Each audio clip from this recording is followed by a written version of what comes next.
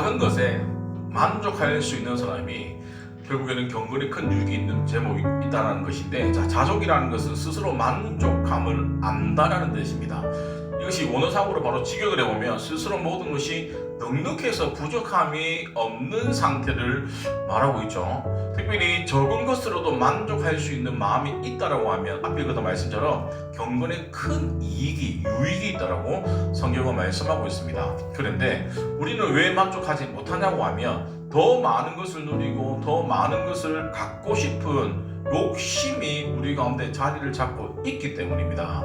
우리의 기준이 세상에 살다 보니까 세상에 살아가는 사람들과 부딪히고 살아가다 보니까 나도 어느 순간 내 기준이 세상 사람들의 기준으로 바뀌어졌다는 거예요. 성경은 분명히 자족할 수 있는 많고 적음의 문제가 아니라 있는 것에 감사할 줄 알아라고 말씀하고 있지만 우리가 막상 세상에 살아가다 보니까 내가 가진 것보다 좋은 것을 가진 사람들이 너무너무 많습니다. 결국에는 비교하는 게 나도 그렇고 내 주위에 있는 모든 사람들에게 유익이 절대로 되어지지 않는다는 것들을 우리가 알고 있음에도 불구하고 자꾸 세상에 노출되어지고 세상에 성공에 노출되어지다 보니까 자꾸 비교할 수밖에 없다는 것들. 근데 성경은 뭡니까? 자족할 수 있는 마음이 있어야 된다라고 성경은 분명히 얘기를 하고 있습니다. 자, 그러면 우리가 아침에 출근하기 전에 대부분 깨끗하게 씻고 나갑니다. 맞죠? 씻고 나가가지고 이제 양치하고 뭐 점심 먹고도 양치하는 나름대로 이제 청결함을 유지하죠. 그리고 집에 돌아오면 뭐합니까? 또 씻죠. 왜 씻습니까? 먼지 있는 데서 내가 생각하라고 나도 모르게 내 몸에서 나오는 이물질이라든지 뭐 이것저것 막 묻어서 씻죠. 그런데 보세요. 어떤 사람은 내가 씻고도 내일 되면 또 더러워질 건데 왜 씻고 하면서 만약에 안 씻는 사람이 있다라고 하면 어떨까요?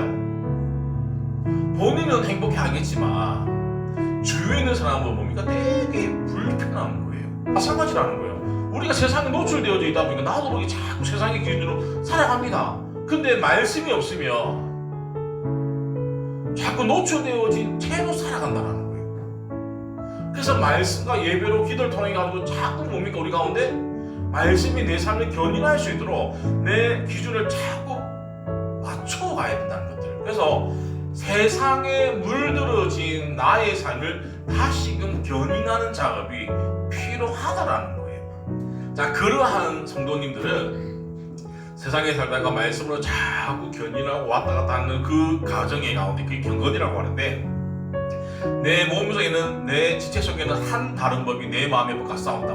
한 다른 법과 내 마음의 법이 싸운다라는 거예요. 내 속에서 자꾸 싸우는 그것들이 보편적으로는 악한 것들이 이기지만 그럼에도 불구하고 우리가 말씀으로 살아내려는 그 몸부림을 통해서 악한 것들을 이길 수 있는 선한 것들이 내 속에서 드러나는 것이 필요하다는 겁니다. 그래서 결국에 우리의 육신은 선한 것이 없다라는 거예요. 그래서 지금 그러니까 계속적으로 말씀을 봐야 되는 이유가 이겁니다. 묵상해야 되는 이유가 이거예요. 암송해야 되는 이유가 이겁니다.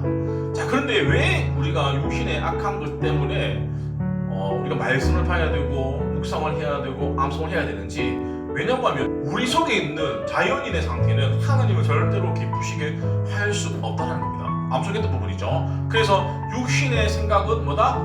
사망이요, 영의 생각은 생명과 평안이라고. 그래서 우리가 날마다 말씀으로 우리를 죽여야 되는 거예요. 화를 내기도 죽여야 되는 거예요. 성경은 분명히 화를 내지 말라고 하지 않았습니다. 화를 내도 됩니다.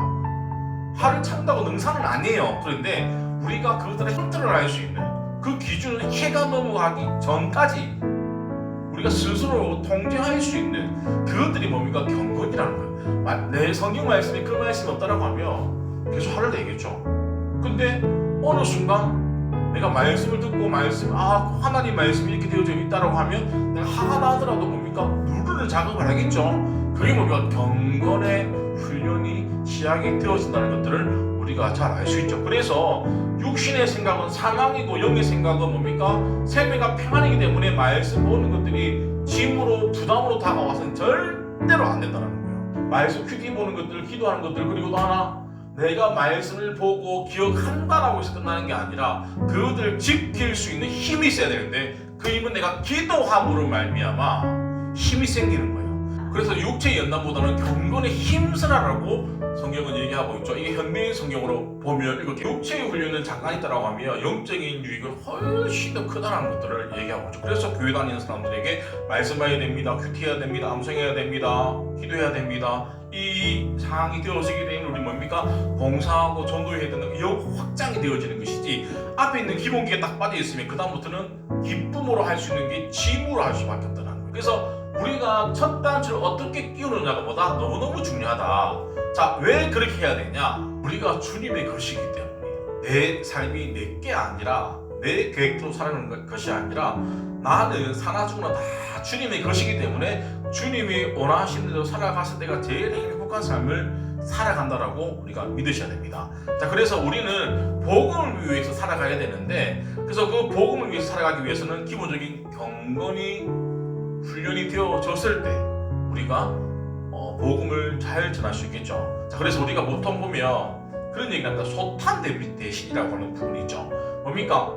작은 것 때문에 큰 것을 잃어버리는, 반대로 사소치대, 작은 것을 버리고 큰 것을 취할 줄 아는 사람들, 오늘날의 성도라는 거예요. 이 땅에 살아갈 때 내가 갖고 싶은 것들, 바라는 것들을 하고 싶은 게 참 많지만 이 땅에 살면 기껏해야 100년인데 우리는 이 100년보다는 사후, 죽음 이후에 우리 영원한 삶을 살아가기 위해서 이 땅의 것들을 조금은 포기하고 양보할 수 있는, 소탄 대신이 아니라 사소치대하는 것이 성도의 모습이라는 것들을 우리가 기억하셔야 됩니다. 그런 사람은 반드시 먼저 그의 나라와 그 일을 반드시 구하게 돼 있어요. 왜냐고 하면 내가 하나님의 것이기 때문에 하나님 위해서 살아가다 보면 이 모든 것을 그냥 덤으로 하나님이 우리에게 주신다는 것들을 우리가 기억하셔야 됩니다. 그리고 특별히 돈에 대해서, 물질에 대해서 성경은 어떻게 말하고 있냐고 하면, 나 돈을 사랑하지 말아라고 얘기합니다. 그러니까 나에게 지금 주어진 것에 대해서 만족하며 살아라. 왜냐하면 돈은 늘 우리와 함께 하지는 않습니다.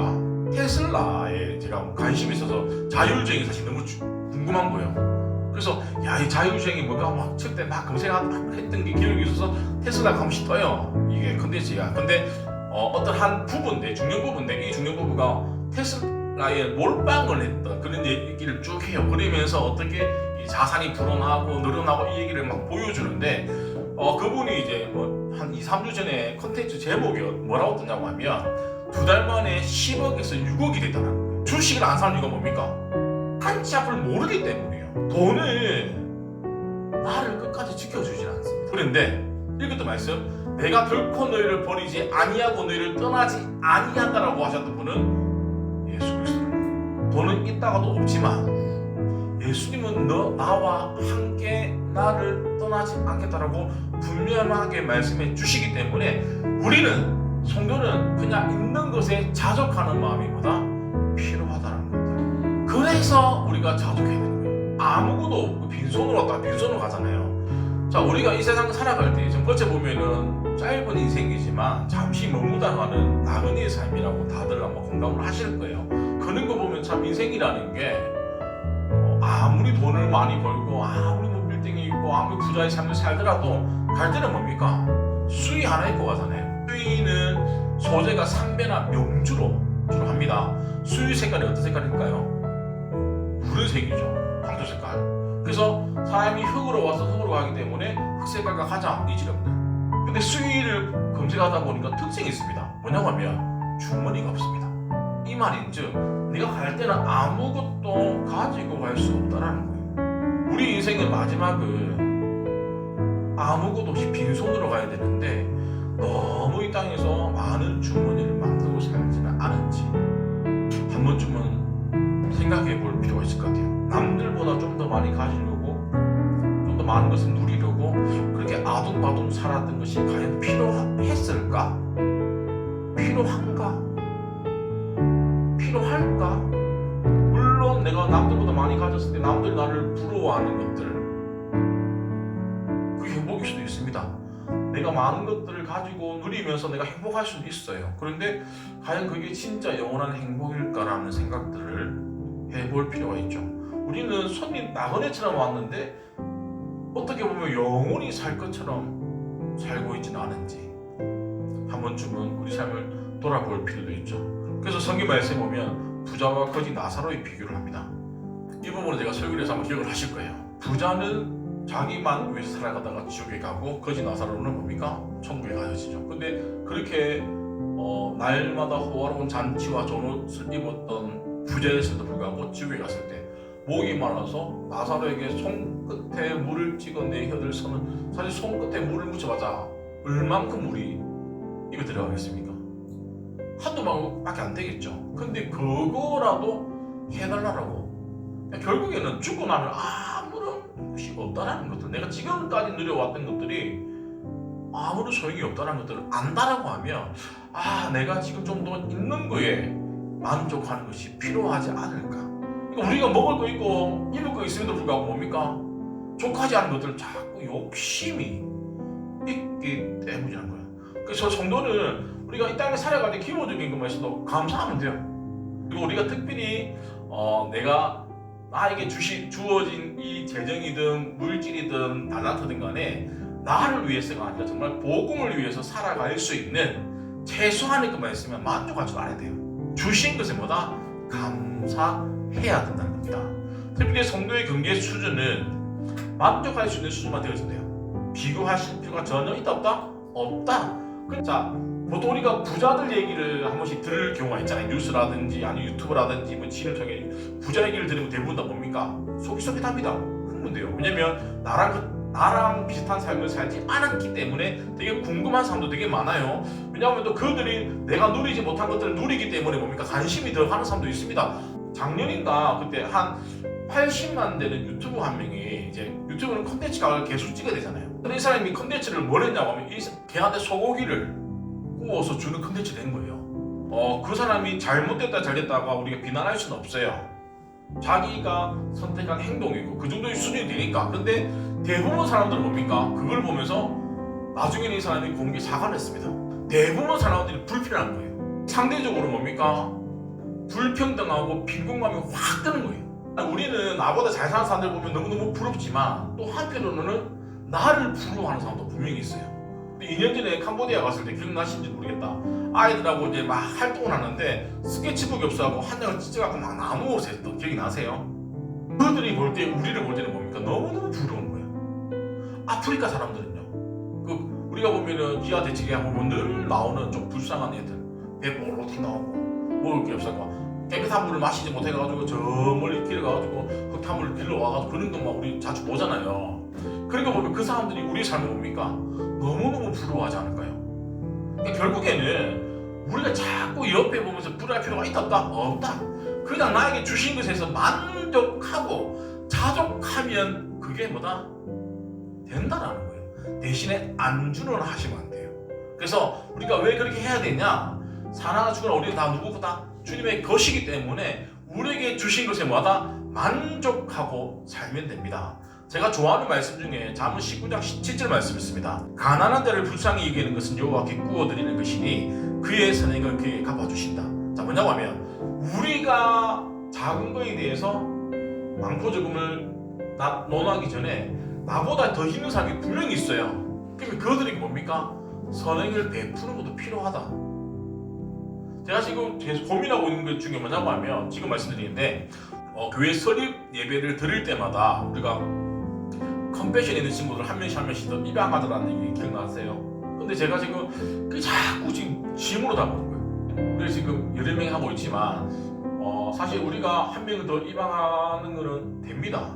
근데 그게 이제 계속 하는 것이 지금 우리가 뭐 성교수가 앞에서 확 붕이 되어져 가지고 그냥 교회 어떤 헌금에 대해서 일정 헌금 이렇게 부담 없이 나가면 되는데 그게 사실 쉽지는 않아요. 그래서 요번에 지금 분명히 이분들은 그냥 넘어갔는데 제 마음 가운데 자꾸 불편한 거예요. 분명히 교회가 1년이 지날 때마다 우리는 이제 설립 예배 때 뭐 수건이라든지 뭐 안 하잖아요. 왜냐하면 그거보다는 더 좀 뜻 있는데 그래서 우리가 생각했는데 자꾸 한 명을 더 해야 되겠다는 불편한 마음을 하나님이 주시는 거예요. 자, 그 마음은 내 속에서 앞에 말했듯이 다른 마음과 충돌이 일어납니다. 왜냐면 한 명을 입양을 안 하면 그래도 괜찮은데 한 명을 더 입양하면 또 마이너스가 되어지니까 뭡니까?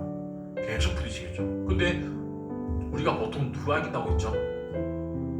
악함이 이긴다는 거예요. 제가 이 얘기를 왜 하는 줄 아세요?